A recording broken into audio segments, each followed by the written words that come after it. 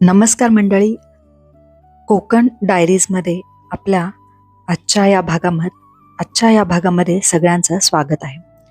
तर आज आपण बघणार आहोत दापोली तालुक्यातील लाडघर समुद्र किनाऱ्यालगत टेकडीवर वसलेले स्वयंभू दत्त मंदिर शांतता आणि निसर्ग सौंदर्यासाठी प्रसिद्ध आहे.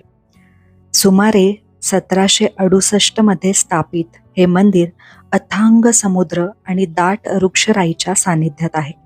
येथे निसर्गरम्य वातावरण, दत्त जयंती उत्सव आणि जवळच असलेला तामस तीर्थ समुद्र किनारा पर्यटकांचे प्रमुख आकर्षण आहे.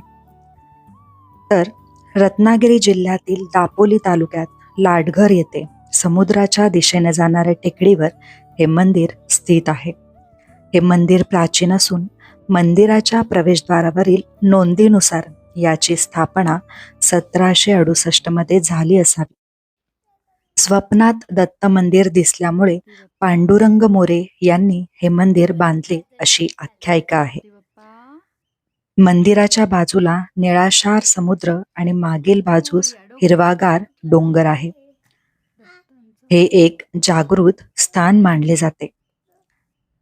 दत्तांची ही स्वयंभू मूर्ती आहे आणि पादुकाही स्वयंभू आहेत. अतिशय शांत असे वातावरण आहे आणि हे वातावरण ध्यान धारणेसाठी उत्तम ठिकाण आहे. तर इथे दत्त जयंतीला मोठी यात्रा भरते. दत्त जयंतीच्या दुसऱ्या दिवशी मंदिरातून पालखी निघते. दत्त जन्माच्या एक दिवस आधी काळ भैरवाचा उत्सव साजरा केला जातो. या मंदिरापासून